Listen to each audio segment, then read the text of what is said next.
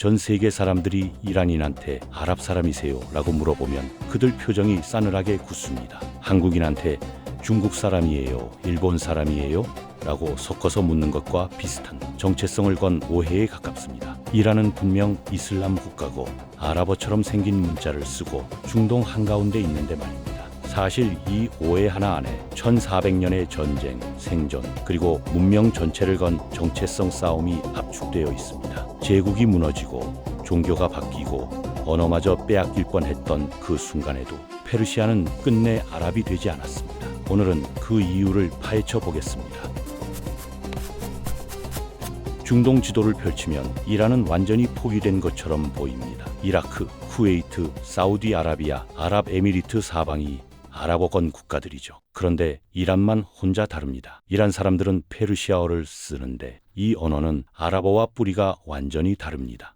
아랍어는 히브리어와 같은 세머어 계통이고 페르시아어는 영어나 힌디어와 더 가까운 인도 유럽어 계통입니다. 문자가 비슷하게 생겼다고 같은 언어가 아닌 것처럼 같은 지역에 있다고 같은 민족이 되는 건 아닌 겁니다. 민족의 기원도 전혀 다릅니다. 아라비는 아라비아 반도에서 퍼져나간 셈족 계통이고 이란인의 뿌리는 중앙아시아에서 남하한 이란계 민족에게서 시작됩니다. 다만 지금의 이란은 수많은 민족이 섞인 다민족 사회이기도 합니다. 그래도 이란이라는 국명 자체가 아리아인의 땅이라는 뜻에서 나왔다는 사실은 변하지 않는데 이란 사람들이 자기 정체성에 얼마나 강한 자의식을 갖고 있는지 국명 하나에서도 그대로 읽힙니다. 그렇다면 어떻게 이 두 세계가 이렇게 뒤섞인 것처럼 보이게 됐을까요? 그 답은 서기 7세기로 거슬러 올라갑니다. 당시 이란 지역에는 사산조 페르시아 제국이 있었습니다. 로마와 200년 넘게 정면 충돌하며 버텨온 강대국이었고 조로아스터교를 국교로 삼은 문명의 중심지였습니다. 수도 크테시폰에는 거대한 궁전이 서 있었고 페르시아 문학과 철학은 당대 세계 최고 수준이었죠. 그런데 그 제국이 단 10여 년 만에 완전히 무너집니다. 아라비아 반도에서 이슬람을 앞세우고 올라온 아랍 군대에 의해서요. 636년 카디시아 전투에서 아랍 이슬람 군대는 병력과 사기 모두 우세했던 사산조 군대를 무너뜨립니다. 이건 단순한 군사적 패배가 아니었습니다. 수천 년의 문명이 흔들리는 순간이었죠. 조로아스터교 신전은 불타고 정복 이후 행정과 종교 영역에서 아랍어 사용이 강하게 확산되면서 페르시아어는 주변부로 밀려나기 시작했습니다. 페르시아 귀족들은 이슬람으로 개종하지 않으면 세금을 2배로 내야 했고 사회적 지위도 박탈당했습니다. 겉으로 보기엔 페르시아 문명이 통째로 삼켜지는 것처럼 보였습니다. 그런데 여기서 페르시아 사람들이 선택한 방식이 놀랍습니다.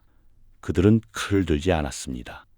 붓을 들었습니다. 아랍 제국의 통치가 시작된 이후에도 페르시아 학자들과 문인들은 자신들의 언어로 시를 쓰고 철학을 기록하고 역사를 남겼습니다. 아랍어를 배워서 이슬람 학문 체계 안에 들어가되 그 안에서 페르시아 전통을 스며들게 한 겁니다. 이 전략은 단순한 문화 보존이 아니라 생존 그 자체였습니다. 아랍어로 된 논문 사이에 페르시아 철학이 녹아들고 이슬람 신학 안에 페르시아 사상이 뿌리를 내렸습니다. 그 시대를 대표하는 인물이 이븐 시나입니다. 서양에서는 아비센나라고 불리는 이 사람은 11세기 최고의 의학자이자 철학자였는데 페르시아인이었습니다. 그의 학문적 배경에는 페르시아 천학과 이슬람 신학 전통이 함께 자리 잡고 있었는데 이슬람 황금기를 이끌었다고 평가받는 바그다드의 지식혁명에서 핵심 인물 상당수가 페르시아 출신이었다는 사실은 역사적으로 잘 알려져 있습니다. 정복당한 민족이 오히려 정복자의 문명을 이끈 겁니다. 이 시기에 등장한 또 한 명의 인물을 빼놓을 수 없습니다. 수학자이자 천문학자였던 알콰리즈미인데 그 역시 이란계 학자였습니다. 오늘날 우리가 매일 쓰는 알고리즘이라는 단어가 바로 그의 이름에서 나왔고 대수학을 뜻하는 알지브라 역시 그의 저작에서 비롯됐습니다. 아랍 제국의 수도에서 활동했지만 이 지역의 수학과 천문 전통이 그의 업적에 중요한 토대가 되었고 정복자가 피정복자의 두뇌에 의존한 역설적인 상황이 펼쳐진 겁니다. 비슷한 시기에 시인 루다키가 등장합니다. 그는 9세기에서 10세기를 살았던 인물로 페르시아어 시 문학의 기틀을 잡은 인물로 평가받습니다. 페르시아어가 고급 문학을 담는 언어임을 보여준 첫 세대 시인으로 여겨지는데, 언어를 지킨다는 것이 단순한 감정의 문제가 아니라 문명의 격을 유지하는 일임을 시 한 편으로 보여준 겁니다. 그리고 결정적인 작품이 탄생합니다. 바로 샤나메, 우리말로 왕의 서입니다. 시인 페르도우 시가 약 30년에 걸쳐 완성한 이 서사시는 무려 만행에 달하는 방대한 작품으로 페르시아 신화와 역사, 영웅들의 이야기를 담고 있습니다. 그는 의도적으로 아랍어 어휘 사용을 최소화하며 페르시아어의 힘을 보여주려 했다고 전해지는데, 당시는 아랍어가 지배적인 시대였다는 걸 감안하면 이건 단순한 문학 작품이 아니라 민족의 정체성을 언어로 새긴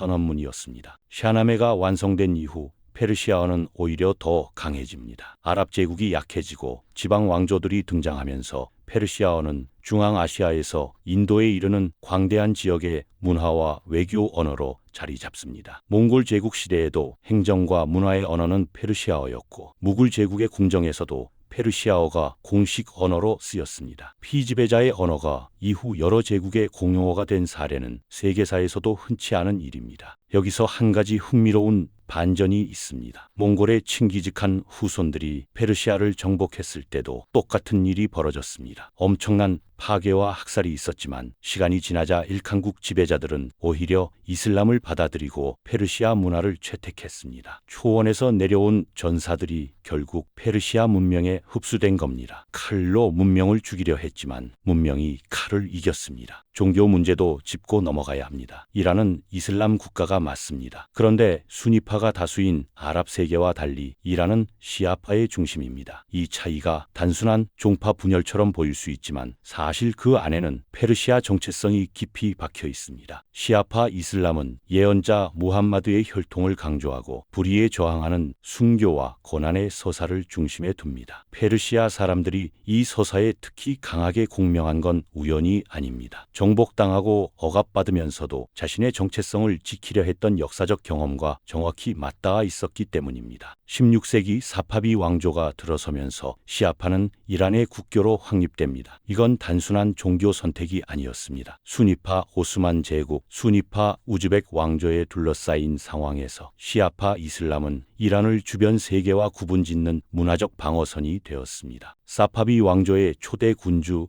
이스마일 1세는 시아파를 국교로 선포하면서 동시에 페르시아 문화의 부흥을 이끌었는데, 수도 이스파하는 이 시기에 세계에서 가장 아름다운 도시 중 하나로 꼽혔습니다. 시아파 정체성과 페르시아 문화가 결합하면서 오늘날 이란 특유의 종교와 문화 정체성이 자리를 잡은 겁니다. 오늘날 이란과 사우디아라비아의 갈등을 보면 많은 사람들이 시아파 대 수니파의 종교 전쟁으로만 설명합니다. 하지만 그건 절반짜리 설명입니다. 이 갈등의 밑바닥에는 어느 쪽이 이슬람 세계의 중심인가를 둘러싼 경쟁적 자의식도 깔려 있습니다. 이란은 자신들이 이슬람 세계 안에서 아랍과는 다른 문명의 축이라는 자의식을 강하게 갖고 있고, 이란이 핵 프로그램을 포기하지 않는 것도, 중동 각지의 영향력을 확장하려는 것도 단순한 군사 전략이 아니라 이 깊은 자의식과 연결되어 있습니다. 테헤란 거리를 걷는 이란 사람들은 스마트폰을 보고 카페에서 커피를 마시고 현대적인 삶을 삽니다. 그런데 그 일상 안에 페르세폴리스의 돌기둥이 새겨져 있습니다. 국경일에는 고대 페르시아 왕들의 이름이 호명되고 새해를 페르시아 전통 방식인